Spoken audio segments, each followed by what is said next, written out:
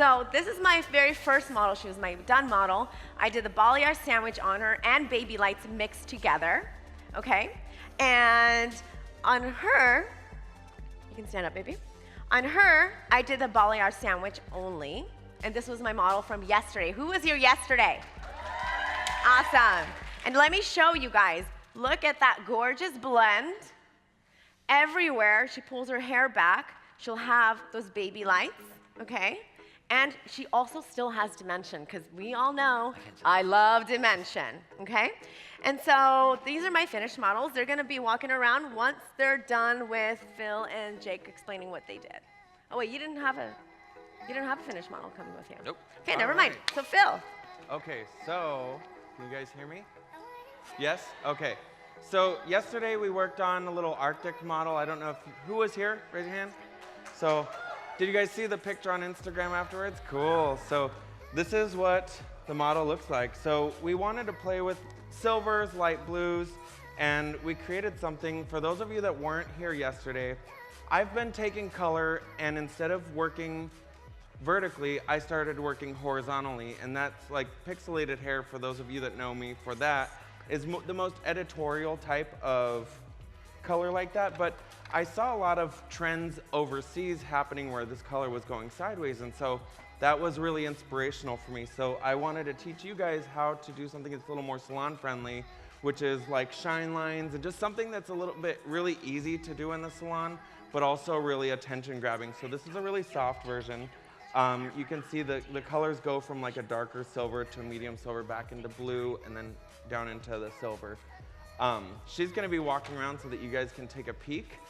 We really diluted the colors a lot so that it would be like more of like a glacial kind of feel. And then this is our other model where I did something a little bit closer to the scalp. And you guys can kind of see the idea was just to kind of create like light hitting the hair that's a different color. So if she's in a dark room, people are gonna think that there's a spotlight always hitting her, and it's really cool. And so she's also gonna be walking around so you guys can see it. All right. So everyone is representing color so strongly, so I'm here to talk about hair cutting for you guys.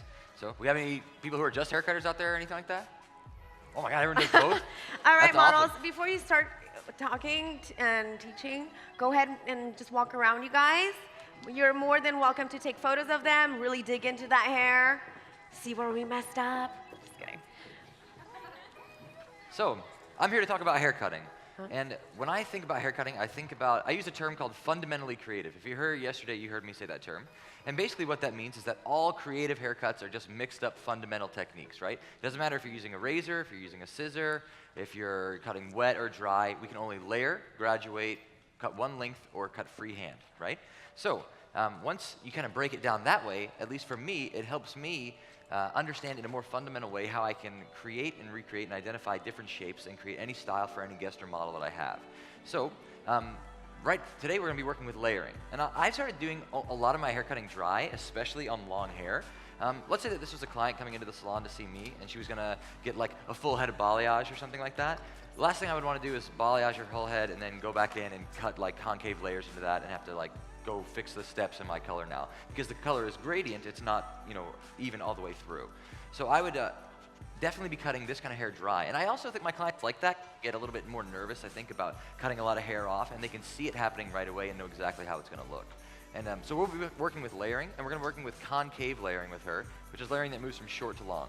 We're gonna start by doing a little bit of a disconnection, where we have one concave on the underneath and one concave on the top, which is a great way to get a soft perimeter without having to go in and texturize and shred that hair out, right? So you'll see that the layering will give us the movement and the texture, and I won't have to go back in and point cut or slide cut or anything like that. Sounds awesome. Well, like I mentioned, I'm gonna be teaching baby lights. And so my first model, she had the balayage sandwich and baby lights together. That was just a balayage sandwich. And this is the baby lights, okay? So there's so many different ways of mixing them together to create certain looks. And also you can notice how different their looks look, almost completely different, with almost the same exact technique. So it's very versatile. So I took pretty large sections when I'm doing baby lights, because I love what? Dimension, right? You guessed it. Thanks for answering that, guys. You're so good. Okay, cool. So first I'm going to talk about my brush. My brush is so holy. I love it. My comb, sorry. It's amazing. Reason why I love it so much is because the bristles are much wider. Okay, it's really important when you're baby lighting, you're having wide bristle brush. A comb, sorry. Whenever I say brush, this is like off subject, but whenever I say brush, they know to give me a comb in the salon. But so. She's foreign. It's fine. So basically, you want to get, this is a Diane heavy duty comb that I got from Cosmoprof, a couple bucks. It's amazing. And I'm literally going to be just using the front corner of my comb the whole time because it gives me more direction on where I want to take the baby lights, if I want them to be heavier or if I want them to be softer. Baby lights having babies, basically. And so I took pretty large section. Look at this, guys. She has a lot of hair, right? And you can either go do it the old school way, weave it out, take 20 years out of your life to do her head, or you can do this, okay? If you want it to be less dimensional and more blonde or whatever color you're going for, then you're gonna be taking out smaller sections, okay? I want her to be like almost like a very sun-kissed natural look, so I'm going for that. So that's why I'm taking out larger sections. And as you notice, I'm taking out sections that curve with the way her head curves, okay? You don't want to be taking horizontal sections because then you're not going to have that beautiful, perfect blend. So I'm going to split it into two. And there's two ways of baby lights, okay? You can either just do the top section, comb it through, and let all of this be dimension. Or you can have baby lights on the top section and the bottom section, and the mid will be your dimension, okay? And I'll teach you how to do that. And since she has so much hair, we're gonna be definitely doing the top and the bottom section. So I use Blonde Me Schwarzkopf. Who uses Blonde Me here? Schwarzkopf. Woo-hoo! Only a couple, cool. Well, you guys should because I love it. What? What did you guys say? You? Oh. Awesome, go girl, yeah. What else do you guys use? Blondor, all that stuff. Clay lightener, I'm sure, when you're doing baby lights. But you know what I love about Blondor is that I can make the consistency however I want. I never measure, okay? It's all about the consistency. So with me, I love this type of consistency. I can put so much on my brush, and it's not, well, that's a lot. It's not gonna drip, okay? But the way I'm gonna be baby lighting anyways, I literally take almost everything off my brush. You guys see this? There's nothing on my brush almost, okay? And we're only gonna be surfacing the top sections of her hair, okay? So watch this. Tension is key also, okay? Tension is very, very, very important because once I start letting it go, it's gonna start drooping and it's gonna bleed, and then you just created a mess, okay? So I'm always gonna start, if I'm doing both sides, I'm always gonna start at the bottom. Why? Anyone know why? Maybe there's no time for questions, but so I'll explain why. Because if I do this first, then I'm gonna do the back, I'm gonna bleed all over her because it really depends on how much I want to bring up the section. Okay, so you always wanna make sure you do the back first. It is easier and you don't have to worry about like really not having to touch the hair at the top, okay? So I'm gonna take almost nothing on my brush and I'm gonna just simply surface her hair. First I'm gonna take all the baby hairs that she has. She's got a lot. And look, I'm barely surfacing it, okay? But it's also important that you're surfacing with your your brush flat, okay? You want it not like this. You're gonna just dig right in there, flat. Okay, so I'm gonna paint it all. And then once you get all those damn baby hairs away, who hates them? Who hates them? Everybody, I know. They drive my life crazy. And then you can go against the grain, okay? Because once you go against the grain, what happens? It's a better blend, okay? You guys, this is gonna be life-changing for those that haven't seen this technique yet done, and you will be like, oh my God, where have you been in my life? Because you will never wanna do normal highlights ever again. Okay, almost there. Okay, you guys ready to see some awesomeness? All right, so what I'm gonna do, and again, you can control. okay? You can control if you use just this. If you just take the whole thing, you're gonna take it all off, okay? Not all off, but it's all gonna be the same. You can either have softer or thicker highlights, or you can have even baby highlights. So I'm gonna go, and I'm gonna just simply comb through. Simply comb through. Have a wet towel next to you so you can wipe it off. Simply comb through. That's all you're doing, okay? I'm gonna have a nice even palette on her. This way you guys can really see, and then I'll show you how you can do more thicker highlights as well. Now, look at this magic. You guys see that? I open it up. All those sexy highlights, right? And look, absolutely no bleeding on the other side, okay? And the same thing for the top. What are you doing, Phil? So, for those of you that were here yesterday, we talked about how to elevate hair and to create new color techniques. So, a lot of the stuff that I've been doing lately and what I'm most inspired to do is take cutting techniques and turn them into color techniques. So, like right here on this model, I wanted to create something really blended. And when you're cutting hair, if you want to create something that's really blunt, you hold it down. If you want to create something really blended, you lift it up. So what I did is I lifted all of her hair up and put blue right in the middle and gray on either side. And when it fell, because it was layer, I call it like layering the color, because it was lifted up, when it falls down, you could put a solid line and it will always blend. So I oftentimes will take hair from this side of the head and put color on this side and take hair. The more you over direct, the more blended everything becomes. And when you're working with direct dyes, it's kind of a waste of time to weave different colors or something. Color blocking really does work better for these kind of things. And so this way you can create blocks of color, but not like traditionally where you would pick out sections, you put blocks of color like within the mid-lengths of the hair. So I'm going through with a couple tips that I would recommend. I like to use Joico. I like the fact that it's really easy to change the colors out, but you know, they last a really long time, and when you want to take them out, you can take them out easily. So I went through with a rich amethyst, like eggplant purple, on the roots, and what I did with that, because the Joico consistency is a little like thicker, I dilute it with a little bit of Olaplex No. 1, and what that does is it kind of heals the hair at the same time as it's coloring. Right through the middle, I wanted to dilute the colors, so I used magenta and I used Olaplex No. 2. So if I want to keep the color the same, I use step 1, and then step 2 is kind of like a clear base. But what it does for me is it really thins it out, and I love working, you know, like she said, consistency is key. And then through the center, I've done mermaid blue with equal parts Olaplex No. 2 to dilute it, and then I went right back into the magenta. Now, there are a couple ways that you can blend these colors. You can either use like 2 fingers like this, 2 fingers, 3 fingers, or your hands, and they create completely different blends. So yesterday's model, the red one, I used my finger. I actually didn't even blend them together. So I put the colors right next to each other in, you know, horizontal lines, and then, so if you see on my Instagram, you'll see that one, but I didn't blend them together. On the model right here, I kind of really worked the colors into each other so there's even more of a flow.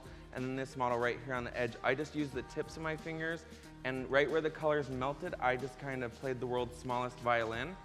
And then, you know that, right?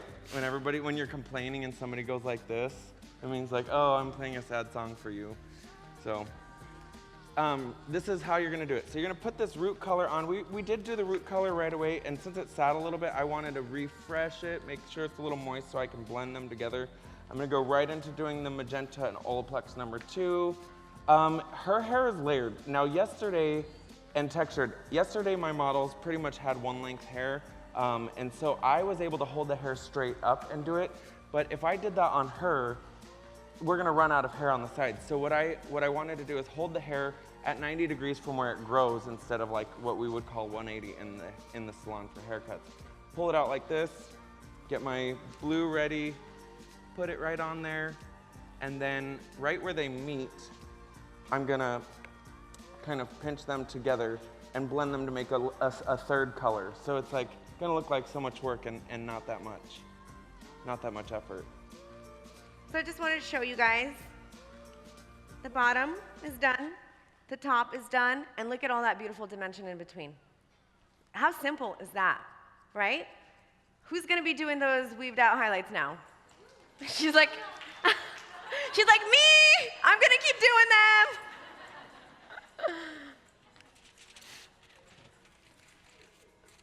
It's okay, I understand what you were saying. You're gonna be using this technique. And then at the end, you're gonna just take it, bring it down, so you can have baby lights on the ends as well. I mean, we kind of need color on the bottom too, you know. I'm just saying. All right. Also, I am using Fermar brushes and foils. Who loves Fermar? Them sexy boys, I mean, how can you not, right? But most importantly, their brushes are freaking amazing. And I probably should have spoken about this from the very beginning.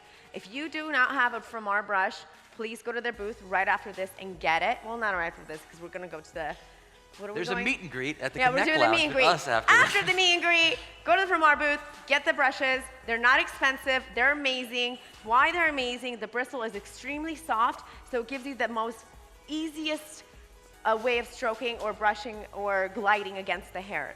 Really, really amazing stuff. I'm like trying to go back and forth so you guys can all see. How's it going, Jacob? It's going well. So I don't know if, I tried to turn her around just so you guys could see while everyone else was talking, if you were just able to peek over here. You can see the layer that we have in here now without doing any texturizing or point cutting or anything like that. We're just cutting all straight lines right now. Is incredibly blended, really very soft. It has an incredible amount of movement. And you can see by cutting out that second concave on the underneath, it just takes away just enough weight from the perimeter that you don't have that really blunt, hard perimeter line, but instead of having to go in and like slide it out or point cut it out, which never really gives you the texture you're looking for anyway, you know what I mean? And you want it to be easy for them. So like, even if we go through and point cut and slide cut out while we're in the salon and we make it look good, like while they're there, when they go home, it might not have that exact kind of like texture that they're wanting to see.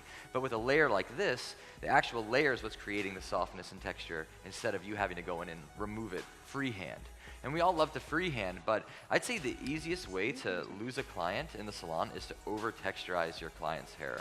Like, there's nothing that, I mean, I have hair like a girl, so if I like felt like I also, if I would have got a haircut and someone like took all the weight out of my hair, and I felt like I had no hair all of a sudden, I would be like, oh my God, I feel completely naked, you know? Even though I have so much hair that I still cut all the sides down. But He has a lot of hair. yeah, but if someone cut all the top down, then I would be upset. So, and with your clients as well, if they come in feeling like, oh, I've got some, you know, nice, like long hair, maybe I need like a little bit of softness, and they leave like shredded, then you're gonna lose that client like straight away. So, and then basically what we do on top, so on the underneath, we took vertical sections, we held square to the wall, so everything's straight back. You don't want to walk it out and round it out. Now walk it out. Because I am from Atlanta, but so. So if you end up like walking around with the sections, you're gonna round the corner out, right? So you're taking a concave layer. It's already gonna downshift the weight. It's gonna remove a lot of weight. If you round it out in the back, then you might get like a little gap in the corner right there. So we pull everything straight back to the wall there. And then on the top, we are pivoting around until we get to right behind the ear, so like apex to about like mastoid. Then you're gonna start being parallel, right? So it's pivot around, traveling, parallel section, still traveling, over-directing to your previous section. So you're pulling back slightly to your previous section. And when you get around the face, over-direct back just a little bit more, maybe like 2 sections back. And that way you can save a little bit of extra weight there too, just because we know that the hairline will dip in, and you'll have a little less weight there naturally already. So you don't need to take out more weight than is necessary. And then once I get the layer put in, so we're elevating up to 90 degrees as well. Straight to the ceiling. So 90 degrees from here, but almost over-directed from the bottom. And the reason for that is that we want to save the length and the weight around the perimeter. If we were to hold out here, then I'm going to end up cutting a lot more of the perimeter length off. If I hold up here, I'm almost like wanting that perimeter to fall out when I'm cutting the layer so that I know I'm not going to create a little gap, you know? Because if I'm out here and I cut, then we're going to end up removing way too much weight there. And it's vertical sections moving forward, and then we're just gonna put a little bit of C-shape around the face. And with that, we're gonna be doing kind of like a bounce with our scissors. So when we come in, we're going to close like that on the way out. And I'm just explaining that now so I don't take up too much time, because I know that you guys are anxious to hear about what's going on with Miss Larissa Loves Color. What? What are you doing, Larissa? What am I doing? I'm putting a foil on. That's what I'm doing. I'm basically just gonna go back and forth doing the same technique for the back. The front, once I get there, it's a little bit different, and that's when I'm gonna show you the versatility of the baby lights that you guys can create. Also, I am using 30 volume right now with Olaplex. So basically it's 20, okay? And then when I work my way up, I'm gonna use 40, okay? That way she can be nicely, evenly done. It's the worst having to wait for the front to finish, right? Your model's sitting at the chair, uncomfortable, I'm your client. It's nice just to get it all done. It's all nice and even, and time is money, guys. Time is money. What are you up to, Phil? So I'm just plugging away.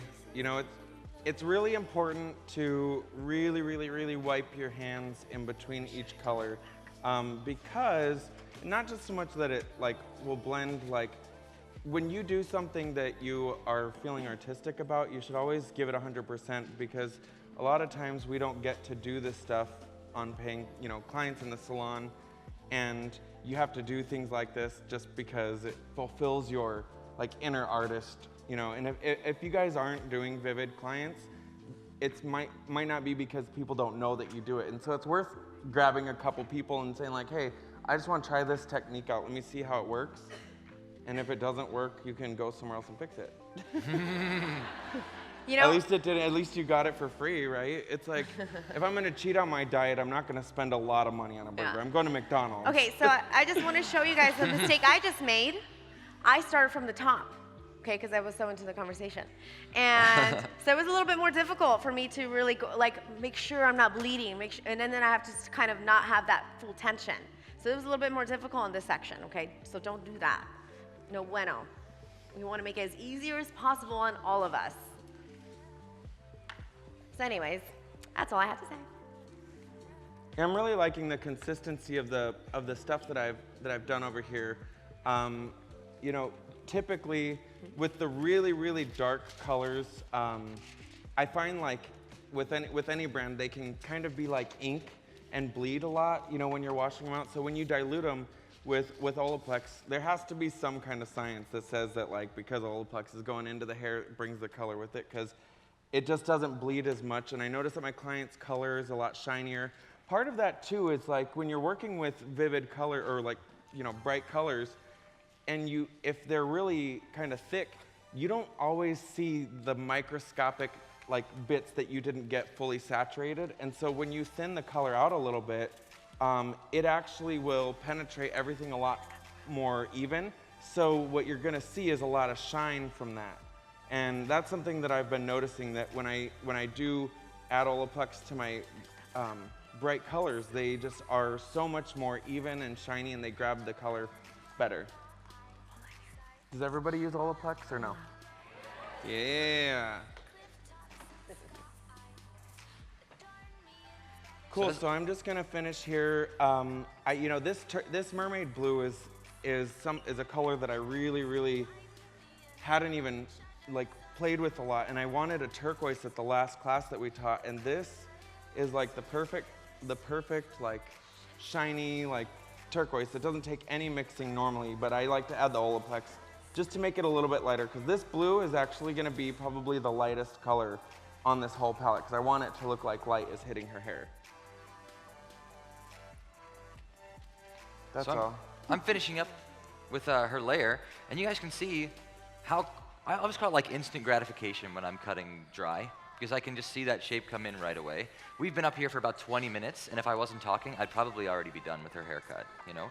And whenever, like, some people say like, oh, won't your clients be like, oh, that only took 15 minutes, it was just like a trim or whatever, I shouldn't have to pay the most amount. I always say that my clients are paying me what they're paying me because I can give them that haircut in 15 minutes, you know what I mean? Rather than spending there an hour and a half trying to get it perfect, especially on long hair like this. So, and you can see how beautiful and how easy everything moves around. and it just has a lot of softness and movement. Whenever I'm doing long hair, I'm mostly only cutting concave, you know? Because think about, maybe we're cutting square, but if we're cutting square to the wall here, when the hair falls, it's gonna create a corner, and it's gonna be heavy. You're gonna get a little shelf in your layer. Maybe you cut square to the ceiling if you just wanna add a little bit of softness, but if you take square to the ceiling too short, then you're gonna cut your length away, right? But it still won't give you a weight line. So mostly when what people want, they come in, they want like, if they have long hair, they want that Victoria's Secret, Kardashian, you know, kind of layer. So, and if you're cutting convex and cutting round, when that falls, I'm sure you guys have all seen this haircut, whoop, and then it flips out at the bottom. It goes like da da da da, and then and you've been cutting that one too, and you're cutting, you're like, okay, this is good, and you keep cutting, you're like, oh my god, it's still going, like. So I'm only really ever cutting convex on short hair, because we also think of a convex layer as like a head-hugging layer. So it's gonna take the shape of whatever it falls on top of. So if you want something to sit really round, then you can cut convex. But mostly girls wanna see that movement and that softness, at least in my experience. So I cut the underneath so that she has like this layer that matches like through here. And then because she wears her hair a bit to the side, she has this little bit of extra weight. So I'm gonna treat that completely separate. So whenever, in the past, when I've been doing that, I was trying to work off the side part and trying to match everything up like perfectly down, but there's more weight here, so I can't take the same sectioning and get the same outcome. I have to adjust a little bit. So almost treat it like you're thinking of it like a middle part, but you're just working with the underneath here and the underneath here, and then this will be a completely separate section. Even if it blends in with the layers previous, it's just gonna flow a lot easier for you that way. So we're gonna take diagonal sections, over direct to the opposite side, thinking about where I want these to fall. And then the way that we cut, also known as the stroking method, for lack of a better word. Anyone wants to rename that, I'd be happy to take some suggestions. But okay, so like I said, when we are cutting this way, if it was slow motion, it looks like this. It's like a little bit of like a rocking motion, and you're just taking just a little bit of the hair off, right? And it can actually work quickly, because in fast motion, it looks like this. And you can still be very accurate with it, right? You can be so accurate that I cut my knuckle yesterday. That's just occupational hazard. We all cut ourselves, or a little battle scar. Okay, guys, so we're like talking, right? And we're trying to teach all at the same time. We're having this awesome conversation with all of y'all. And guess what? I already finished the back of her head. And it's been like, what, 25 minutes or something? And she had so much hair. You guys don't even understand how much. He had to texturize her hair. I've been cutting her hair for the last like 3 hours. Yeah, just texturizing it. Because she came in, I'm like, oh my God, what am I gonna do with this hair? Okay, so for the sectioning in the front, I'm gonna be taking diagonal back sections. And how I'm gonna be painting them, not like this on this surface, I'm gonna be painting it backwards on this surface, okay? So that way when her hair pulls back, she'll have all those sexy baby lights just like on my model over here. Rosa. Okay, take away all those damn baby hairs.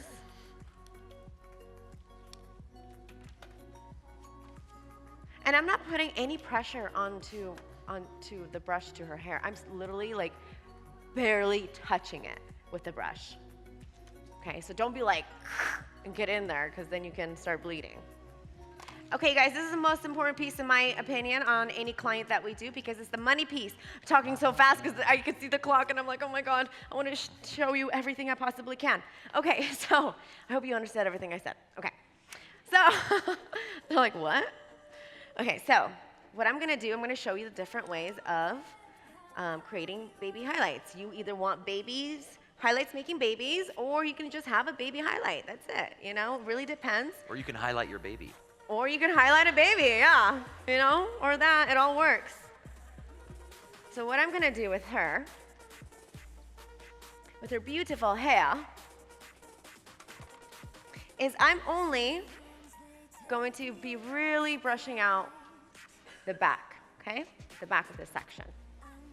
Literally, the front section is what? Her money piece, okay? So I'm literally just gonna stroke it through, and I'm literally using like one of the one combs, edges, whatever this thing is called. What is this? Teeth? Teeth, yes, there we go. Thank you, everybody. I'm You foreign. should just say She's it in- foreign.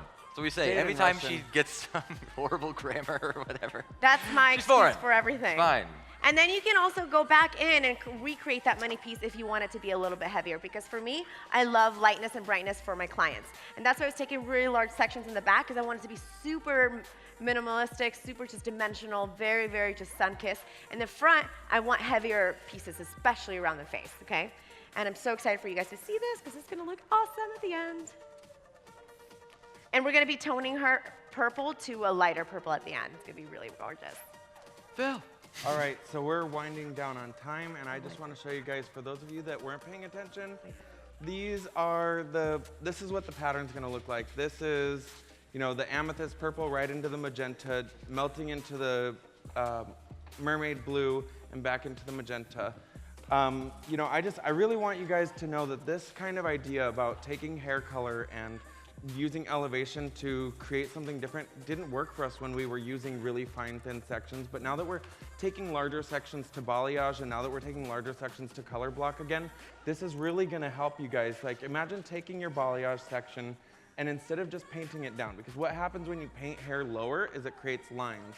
And you spend a lot of time blending when you could just lift the hair a little bit higher and balayage, and when it falls, it's gonna have more movement than it did to begin with. So a lot of times I'm taking like triangles into the hair, elevating it all the way, you know, sometimes over the head, and I'm balayaging on both sides. Most of the time I don't really balayage, it's just a fancy color melt, but when it falls back because of the triangles, like you get this really gradiated color. And I live in Arizona, so I have a lot of Latina clients, so I can't really balayage because I get a lot of warmth. But if I take 40 volume and, you know, color melt like the ends into, you know, whatever color she has. Schwarzkopf blonde or It works. blonde Or me. blonde me, yeah. And so when I do that, I'm able to really saturate. And the cool thing is, like, I shake like all the time, and so it's hard for me to balayage and be really neat. So when I color melt and I really work that lightener in, there's no possible way, A, for me to have a mistake, or for it to not get as light as I need it to get. That's all. Schwarzkopf, you can make the checkout. So this is my last piece. I want to show you guys the difference, okay?